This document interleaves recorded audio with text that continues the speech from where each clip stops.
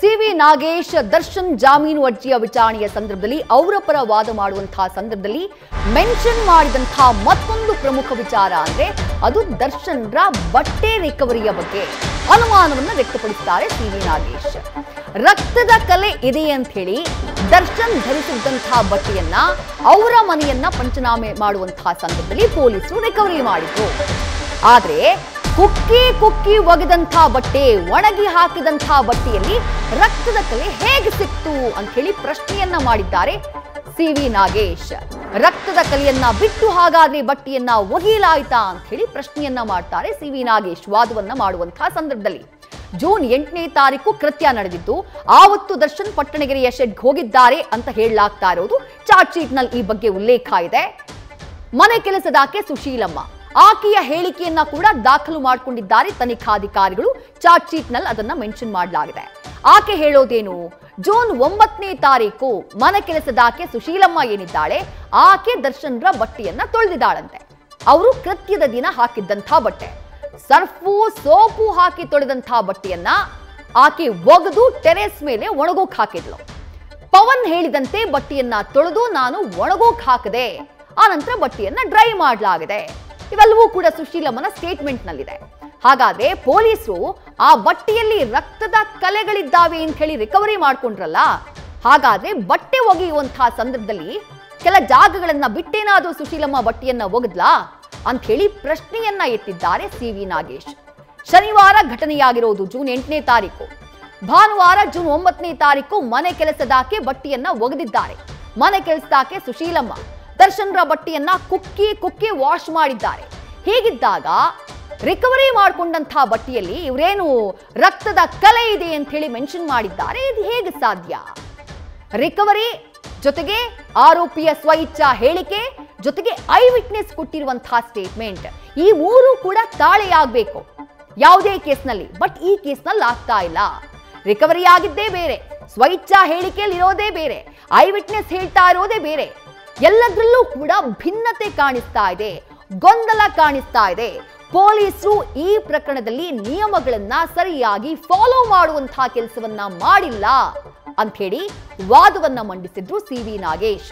ಅಷ್ಟು ಮಾತ್ರ ಅಲ್ಲ, ಇವರೇನ್ ಸಾಕ್ಷಿಗಳನ್ನ ರಿಕವರಿ ಮಾಡಿದ್ದಾರೋ, ಕೃತ್ಯ ನಡೆದಂತಹ ಸ್ಥಳದಿಂದ ಅಥವಾ ಪ್ರಕರಣಕ್ಕೆ ಸಂಬಂಧಪಟ್ಟ ಹಾಗೆ ಪೂರಕ ಸಾಕ್ಷಿಗಳನ್ನ ಕಲೆ ಹಾಕುವಂತಹ ಕೆಲಸವನ್ನ ಏನ್ ಮಾಡಿದ್ದಾರೋ ಆ ಯಾವ ಸಾಕ್ಷಿಗಳು ಕೂಡ ಇವರು ರಿಕವರಿ ಮಾಡಿದಂತಹ ವಸ್ತುಗಳು ಯಾವುದೂ ಕೂಡ ಸ್ವೀಕಾರಾರ್ಹವಲ್ಲ ಅಂತ ಹೇಳಿ ವಾದವನ್ನ ಮಂಡಿಸಿದ್ರು ದರ್ಶನ್ ಪರ ವಕೀಲರಾಗಿರುವಂತಹ ಸಿವಿ ನಾಗೇಶ್.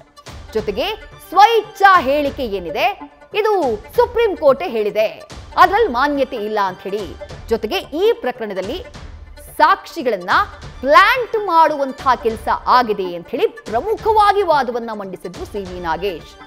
ಇವತ್ತು ವಿಚಾರಣೆಗೆ ಸಂಬಂಧಪಟ್ಟ ಹಾಗೆ ದರ್ಶನ್ರ ಜಾಮೀನು ಅರ್ಜಿಗೆ ಸಂಬಂಧಪಟ್ಟ ಹಾಗೆ ಬೇಸಿಕ್ ವಾದ ಆರಂಭ ಆಗಿದೆ.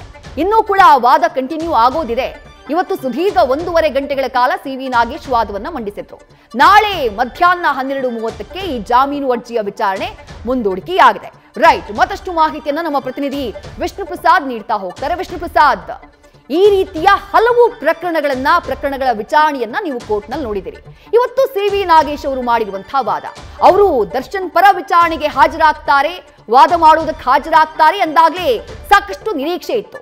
ಇವತ್ತು ವಾದವನ್ನ ಮಂಡಿಸಿದ್ದಾರೆ. 2-3 ಪಾಯಿಂಟ್ಗಳನ್ನ ಪ್ರಮುಖವಾಗಿ ರೇಸ್ ಮಾಡಿದ್ದಾರೆ. ಇವತ್ತು ಅವರು ರೇಸ್ ಮಾಡಿರುವಂತಹ ಪಾಯಿಂಟ್, ಜಾಮೀನು ಪಡೆಯುವಲ್ಲಿ ದರ್ಶನ್ ಅವರಿಗೆ ಎಷ್ಟು ಪ್ಲಸ್ ಆಗಬಹುದು, ಯಾವ ರೀತಿ ಇದನ್ನ ವಿಶ್ಲೇಷಣೆ ಮಾಡ್ತೀರಿ ವಿಷ್ಣು ಪ್ರಸಾದ್? ಖಂಡಿತ ವಿದ್ಯಾಶ್ರೀ, ಇವತ್ತಿನ ವಾದವನ್ನು ಗಮನಿಸ್ತಾ ಹೋದಂಥ ಸಂದರ್ಭದಲ್ಲಿ ಸಿವಿ ನಾಗೇಶ್ ಅವರು ಇವತ್ತು ಪೊಲೀಸರು ಈಗ ದರ್ಶನ್ ಮತ್ತು ಆತನ ಗ್ಯಾಂಗ್ ವಿರುದ್ಧ ಮಾಡಿರುವಂತಹ ದೋಷಾರೋಪಣಾ ಪಟ್ಟಿಯಲ್ಲಿ ದರ್ಶನ್ ಪಾತ್ರ ಏನು, ಈ ವಿಚಾರ ಏನಿದೆ ಇದಕ್ಕೆ ಸಂಬಂಧಪಟ್ಟಂತೆ ವಾದವನ್ನು ಮಂಡಿಸುವಂಥ ಕೆಲಸಕ್ಕೆ ಮುಂದಾದರು. ಆದರೆ ಮೊದಲನೇ ಅಂಶವನ್ನು ಅಬ್ಸರ್ವ್ ಮಾಡ್ತಾ ಹೋದಂಥ ಸಂದರ್ಭದಲ್ಲಿ ಯಾವುದೇ SP ಏನು ಅಡ್ವೊಕೇಟ್ ಇರ್ಬೋದು, ಅವರ ಕಕ್ಷಿದಾರನ ಸೇಫ್ ಮಾಡೋದಕ್ಕೆ ಮೊದಲನೇದಾಗಿ ಹುಡುಕುವಂತಹ ಗ್ರೌಂಡ್ ಏನಂತಂದರೆ ಚಾರ್ಜ್ ಶೀಟಲ್ಲಿ ಆಗುವಂತಹ ಲೋಪದೋಷಗಳು. ಮತ್ತು ತನಿಖಾಧಿಕಾರಿ ಪ್ರಕರಣದಲ್ಲಿ ಆರೋಪಿಯ ವಿರುದ್ಧ ದೋಷಾರೋಪಣೆ ಸಲ್ಲಿಸುವಂಥ ಸಂದರ್ಭದಲ್ಲಿ ಮಾಡುವ ಎಡವಟ್ಟುಗಳನ್ನು ಇಲ್ಲಿ ಲಾಭವನ್ನಾಗಿ ಮಾಡ್ಕೊಳ್ತಾರೆ. ಸಾಮಾನ್ಯವಾಗಿ ಇದನ್ನು ಟೆಕ್ನಿಕಲ್ ಗ್ರೌಂಡ್ಸ್ ಅಂತ ಕರೀತಾ ಹೋಗ್ತೀವಿ. ಟೆಕ್ನಿಕಲ್ ಗ್ರೌಂಡ್ಸ್ ಅಂತಂದರೆ ತಾಂತ್ರಿಕವಾಗಿ ಅಂದರೆ ಪ್ರೊಸೀಜರ್ ಲ್ಯಾಬ್ಸ್ ಆಧಾರದ ಮೇಲೂ ಕೂಡ ಕೆಲವೊಂದಷ್ಟು ಪ್ರಕರಣಗಳಲ್ಲಿ ಜಾಮೀನು ಪಡೆದುಕೊಂಡಿರುವಂತಹ ಉದಾಹರಣೆಗಳು ತುಂಬಾ ಇದೆ. ಇವತ್ತು ಸಿವಿ ನಾಗೇಶ್ ಅವರ ವಾದ ಸಂಪೂರ್ಣವಾಗಿ ತನಿಖಾಧಿಕಾರಿ ಮಾಡಿದಂತಹ ಟೆಕ್ನಿಕಲ್ ಲ್ಯಾಬ್ಸ್ಗಳೇನಿತ್ತು, ಜೊತೆಗೆ ಪ್ರಕರಣದಲ್ಲಿ ಎಲ್ಲೆಲ್ಲಿ ಡೌಟ್ಗಳು ಕ್ರಿಯೇಟ್ ಆಗುತ್ತೆ ಚಾರ್ಜ್ ಶೀಟ್ ಸಂದರ್ಭದಲ್ಲಿ, ಮತ್ತು ದರ್ಶನ್ ಪಾತ್ರ ಇಲ್ಲ ಅನ್ನೋದಕ್ಕೆ ಯಾವ ಮೂಲ ಅಂಶಗಳು ಬೇಕಾಗುತ್ತೆ ಅದಕ್ಕೆ ಸಂಬಂಧಪಟ್ಟಂತೆ ಸಿ ವಿ ನಾಗೇಶ್ ಅವರು ವಾದವನ್ನು ಮಂಡಿಸಿದ್ರು. ಇದರಲ್ಲಿ ಸಂಪೂರ್ಣವಾಗಿ ಇವತ್ತಿನ ವಾದದಲ್ಲಿ ಕ್ಲಿಯರ್ ಆಗಿದ್ದು ಬೇಸಿಕ್ ಸ್ಟ್ರಕ್ಚರ್ ಅಂತ ಹೇಳ್ಬೋದು. ಮೊದಲನೇದಾಗಿ ಚಾರ್ಜ್ ಶೀಟಲ್ಲಿ ಆದಂತಹ ಮೇನ್ ಅಂಶಗಳು ಅಂದರೆ ಪ್ರಾಥಮಿಕ ಸ್ಟೇಜಲ್ಲಿ ನೋಡೋದಾದರೆ ಫಸ್ಟು ಯಾವುದೇ ಒಂದು ಪ್ರಕರಣ ಆದಂಥ ಸಂದರ್ಭದಲ್ಲಿ ಆರೋಪಿ ಅರೆಸ್ಟ್ ಆದಂತಹ ವೇಳೆಗೆ ಅವರಿಂದ ಸ್ವಇಚ್ಛೆ ಹೇಳಿಕೆಯನ್ನು ದಾಖಲಿಸಿಕೊಳ್ಳುವಂತಹ ಕೆಲಸವನ್ನು ಮಾಡ್ತಾರೆ. ಈ ರೀತಿಯಲ್ಲಿ ದರ್ಶನ್ ಕೊಟ್ಟಂತಹ ಹೇಳಿಕೆ ಒಂದು ಕಡೆ, ಜೊತೆಗೆ ಪ್ರಕರಣದಲ್ಲಿರುವಂತಹ ಐ ವಿಟ್ನೆಸ್ಗಳ ಹೇಳಿಕೆ ಇರ್ಬೋದು, ಅದು ಇನ್ನೊಂದು ಕಡೆ ಇರುವಂಥದ್ದು, ಮತ್ತು ಅದರ ಜೊತೆಗೆ ಕೋ ಅಕ್ಯೂಸ್ಗಳು ಅಂದರೆ ಅವರ ಜೊತೆ ಇದ್ದಂತಹ ಬೇರೆ ಇತರ ಆರೋಪಿಗಳು ಕೊಡುವಂತಹ ಹೇಳಿಕೆಗಳೇನಿದೆ ಆ ಹೇಳಿಕೆಗೂ ಮತ್ತು ಪೊಲೀಸರು ಎವಿಡೆನ್ಸ್ ಕಲೆಕ್ಟ್ ಮಾಡಿಕೊಳ್ಳುವಂತಹ ಸಂದರ್ಭದಲ್ಲಿ ರಿಕವರಿ ಏನೇನು ಮಾಡ್ತಾರೆ ಆ ರಿಕವರಿಗಳು ಇರುವಂತಹದನ್ನು ಮ್ಯಾಚಿಂಗ್ ಮಾಡುವ ಮೂಲಕ ಪ್ರಕರಣದಲ್ಲಿ ಆರೋಪಿಯ ಪಾತ್ರ ಏನು ಅನ್ನೋದನ್ನು ಸ್ಪಷ್ಟಪಡಿಸುವಂಥ ಕೆಲಸವನ್ನು ದೋಷಾರೋಪಣಾ ಪಟ್ಟಿಯಲ್ಲಿ ಮಾಡ್ತಾರೆ. ಅದನ್ನು ಮಾಡುವಂತಹ ಸಂದರ್ಭದಲ್ಲಿ ಇಲ್ಲಿ ತನಿಖಾಧಿಕಾರಿಗಳು ಎಡವಟ್ಟು ಮಾಡ್ಕೊಂಡಿದ್ದಾರೆ ಅನ್ನೋ ಒಂದು ಪಾಯಿಂಟನ್ನು ಎತ್ತಿ ತೋರಿಸುವಂತಹ ಕೆಲಸವನ್ನು ಸಿ ವಿ ನಾಗೇಶ್ ಅವರು ಇವತ್ತು ಪ್ರಯತ್ನ ಪಟ್ಟರು. ಅದರಲ್ಲಿ ಪ್ರಮುಖ ಅಂಶ ಏನಂತಂದರೆ ಮೊದಲನೇದಾಗಿ ಸ್ವಇಚ್ಛಾ ಕೊಟ್ಟ ಹೇಳಿಕೆಗೂ ಮತ್ತು ಪೊಲೀಸರು ರಿಕವರಿ ಮಾಡಿದಂತಹ ಡಾಕ್ಯುಮೆಂಟ್ ಏನಿದೆ ಅಂದರೆ ಕೆಲವೊಂದಷ್ಟು ಸಾಕ್ಷಿಗಳನ್ನು ಅಲ್ಲಿ ರಿಕವರಿ ಮಾಡುವಂಥ ಕೆಲಸವನ್ನು ಮಾಡಿದರು. ಶೆಡ್ಗೆ ಹೋದಂಥ ಸಂದರ್ಭದಲ್ಲಿ ಪ್ರಮುಖ ಸಾಕ್ಷಿಗಳು ಅವರು ಹೇಳಿದ್ದು ಒಂದಷ್ಟು ಅಂದರೆ ಮರದ ಕೊಂಬೆಗಳು ಅಂದರೆ ಅಲ್ಲಿ ರೇಣುಕಸ್ವಾಮಿಗೆ ಅಲ್ಲೇ ನಡೆಸೋದಕ್ಕೆ ಬಳಸಿದಂಥದ್ದು ಇರ್ಬೋದು, ಮತ್ತು ಪೊಲೀಸ್ ಲಾಠಿ ಇರ್ಬೋದು, ಜೊತೆಗೆ ನೈಲಾನ್ ಹಗ್ಗ ಅದರಿಂದ ಹೊಡೆದ್ರು ಅಂತ ಹೇಳಿರುವಂಥ ಆರೋಪ ಇದೆ. ಅದರ ಜೊತೆಗೆ ಕೆಲವೊಂದಷ್ಟು ಬ್ಲಡ್ ಸ್ಟೇನ್ಸ್ ಇರ್ಬೋದು, ಕೆಲವೊಂದಷ್ಟು ಎವಿಡೆನ್ಸ್ಗಳನ್ನು, ಅದರಲ್ಲೂ ಒಂದು ಬಾಟಲ್ ಕೂಡ ಈಗ ಅದರಲ್ಲಿ ಎವಿಡೆನ್ಸ್ ಆಗಿರುವಂಥದ್ದು, ಅದರಲ್ಲಿ ಸ್ಟೋನಿ ಬ್ರೂಕ್ ಸ್ಟಿಕ್ಕರ್ ಇದೆ, ಅದರಲ್ಲಿ ವಿನಯ್ ಅವ್ರ ಫೋಟೋ ಇದೆ. ಈ ಎಲ್ಲ ಅಂಶಗಳಿಗೆ ಸಂಬಂಧಪಟ್ಟಂತೆ ಸಾಕ್ಷಿಗಳನ್ನು ಕಲೆಕ್ಟ್ ಮಾಡ್ಕೊಂಡಿದ್ದಾರೆ.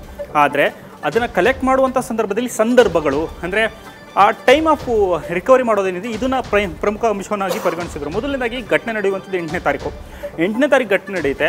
ಆ ಘಟನೆ ನಡೆದಿದೆ ಅನ್ನೋ ವಿಚಾರವನ್ನು ಸ್ವತಃ ಸಬ್ ಇನ್ಸ್ಪೆಕ್ಟರ್ ವಿನಯ್ ಅವರಿಗೆ ಪ್ರದೂಷ್ ಕರೆ ಮಾಡಿ ಇನ್ಫಾರ್ಮೇಷನ್ ಕೊಡ್ತಾರೆ. ಅಂದರೆ ಅಲ್ಲಿಗೆ ಮರ್ಡರ್ ಆಗಿರೋದು ಕ್ಲಿಯರ್ ಇದೆ. 8ನೇ ತಾರೀಕು ಆಗಿರುವಂತಹ ಘಟನೆಗೆ ರಿಕವರಿ ತೋರಿಸೋದು ಯಾವತ್ತು? 12ನೇ ತಾರೀಕು ರಾತ್ರಿ. ಅಂದರೆ ಅದರಲ್ಲಿ ಅವ್ರು ಹೇಳ್ತಿರೋದು 9, 10, 11 3 ದಿನಗಳ ಕಾಲ ಪೊಲೀಸ್ ಅಧಿಕಾರಿಗಳು ಏನು ಮಾಡ್ತಾಯಿದ್ರು. ಈ 3 ದಿನಗಳ ಟೈಮ್ ಏನಿದೆ ಈ ಟೈಮಲ್ಲಿ ಪೊಲೀಸರು ದರ್ಶನ್ ಅವರ ವಿರುದ್ಧ ಸಾಕ್ಷಿಗಳನ್ನು ಹುಟ್ಟು ಹಾಕಿದ್ದಾರೆ, ಅಂದರೆ ಸಿಕ್ಕಿಸುವಂತಹ ಪ್ರಯತ್ನವನ್ನು ಮಾಡಿದ್ದಾರೆ. ಪ್ರಕರಣದಲ್ಲಿರುವಂತಹ ಸಾಕ್ಷಿಗಳೇನಿದೆ, ಈ ದೊಣ್ಣೆಗಳಿರ್ಬೋದು, ಹೊಡೆದಿರುವಂತಹ ವಸ್ತುಗಳೇನು ಹೇಳ್ತಿದ್ದಾರೆ ಅದೆಲ್ಲದನ್ನು ಕೂಡ ಪ್ಲಾಂಟಿಂಗ್ ಮಾಡುವಂಥ ಕೆಲಸವನ್ನು ಇಲ್ಲ ಒಂದು ಕಡೆ ತನಿಖಾಧಿಕಾರಿಗಳು ಮಾಡಿದ್ದಾರೆ ಅನ್ನುವಂತಹ ಗಂಭೀರ ಆರೋಪನ ಇಲ್ಲಿ ಮಾಡುವಂಥ ಕೆಲಸವನ್ನು ಮಾಡಿದರು. ಆ ಡೌಟನ್ನು ವ್ಯಕ್ತಪಡಿಸಿದರು. ಇದು ಒಂದು ಕಡೆ. ಇನ್ನೊಂದು ಸ್ವಇಚ್ಛಾ ಹೇಳಿಕೆ ಸಂದರ್ಭದಲ್ಲಿ ಆರೋಪಿ ಕೊಟ್ಟಂತಹ ಹೇಳಿಕೆಗೂ ಕೂಡ ಮತ್ತು ಬೇರೆ ಇತರ ಆರೋಪಿಗಳು ಕೊಟ್ಟಂತಹ ಹೇಳಿಕೆಗೂ ಕೂಡ ಪೊಲೀಸರು ರಿಕವರಿ ತೋರಿಸುವಂಥ ಸಂದರ್ಭದಲ್ಲಿ ಡೌಟ್ ಕ್ರಿಯೇಟ್ ಮಾಡ್ತಾರೆ. ಅಂದರೆ ಅದರಲ್ಲಿ ಪ್ರಮುಖ ಎಕ್ಸಾಂಪಲ್ ನಾವು ನೋಡಿದರೆ ದರ್ಶನ್ ಧರಿಸಿದಂತಹ ಚಪ್ಪಲಿ ವಿಚಾರಕ್ಕೆ ಸಂಬಂಧಪಟ್ಟಂತೆ, ಅಂದರೆ ಕೃತ್ಯ ನಡೆದ ದಿನ ದರ್ಶನ್ ಚಪ್ಪಲಿ ಧರಿಸಿದ್ರು ಅಂತೇಳಿ ಸ್ವತಃ ದರ್ಶನ್ ಸ್ಟೇಟ್ಮೆಂಟ್ ಇರ್ಬೋದು, ಕೋ ಅಕ್ಯೂಸ್ ಕೊಟ್ಟಿರುವಂತಹ ಸ್ಟೇಟ್ಮೆಂಟು. ಆದರೆ ರಿಕವರಿ ಮಾಡುವಂಥ ಸಂದರ್ಭದಲ್ಲಿ ಮನೆಗೆ ಹೋದಂತಹ ವೇಳೆಯಲ್ಲಿ ರಾಶಿಗಟ್ಟಲೆ ಚಪ್ಪಲಿಗಳಿತ್ತು. ಅದರಲ್ಲಿ ಯಾವ ಚಪ್ಪಲಿ ನೀವು ಹುಡುಕೊಳ್ಳಿ ಅಂತ ಹೇಳಿದ್ರು ಅದನ್ನು ಹುಡುಕಿದ್ರು ಅಂತೇಳಿ ಅಲ್ಲಿ ಶೂ ಅನ್ನು ರಿಕವರಿ ಮಾಡ್ತಾರೆ. ಅಂದರೆ ಈಗ ಕಾನ್ಫ್ಲಿಕ್ಟ್ ಆಫ್ ಅಂಶಗಳು ಬಂದಂಥ ಸಂದರ್ಭದಲ್ಲಿ ಈ ಅಂಶಗಳನ್ನು ಇವತ್ತು ಅಂದರೆ ಪ್ರಾಥಮಿಕ ಸ್ಟೇಜಲ್ಲಿ ಟೆಕ್ನಿಕಲ್ ಎರರ್ಗಳನ್ನ ಹುಡುಕುವಂಥ ಕೆಲಸವನ್ನು ಸಿ ವಿ ನಾಗೇಶ್ ಅವರು ಮಾಡಿದರೆ ಮುಂದಿನ ದಿನಗಳಲ್ಲಿ ಇದೇ ಪ್ರಕರಣಕ್ಕೆ ಸಂಬಂಧಪಟ್ಟಂತೆ ಪ್ರಮುಖವಾಗಿ ದರ್ಶನ್ ಕೊಲೆಯಲ್ಲಿ ಭಾಗಿಯಾಗಿದ್ದಾರಾ, ಅವತ್ತು ಆ ಟೈಮಲ್ಲಿ ಇದ್ರಾ, ದರ್ಶನ್ ಹೊಡೆದಿಂದಲೇ ಸಾವನ್ನಪ್ಪಿದ್ರಾ, ಇದಕ್ಕೆ ಸಂಬಂಧಪಟ್ಟಂತೆ ಏನು ಸಾಕ್ಷಿಗಳು ಕೊಟ್ಟಿದ್ದಾರೆ ಅದಕ್ಕೆ ಸಂಬಂಧಪಟ್ಟಂತೆ ಕೌಂಟರ್ ವಾದವನ್ನು ನಾಳೆ ಮಾಡುವಂಥ ಕೆಲಸವನ್ನು ಮಾಡ್ತಾರೆ. ವಿದ್ಯಾಶ್ರೀ, ಥ್ಯಾಂಕ್ ಯು ವಿಷ್ಣು ಪ್ರಸಾದ್ ತಮ್ಮೆಲ್ಲ ಡೀಟೇಲ್ಸ್ಗೆ. ನ್ಯೂಸ್ ಫಸ್ಟ್ ನಿರ್ಭೀತಿಯಿಂದ ನಿಮ್ಮ ಪರವಾಗಿ.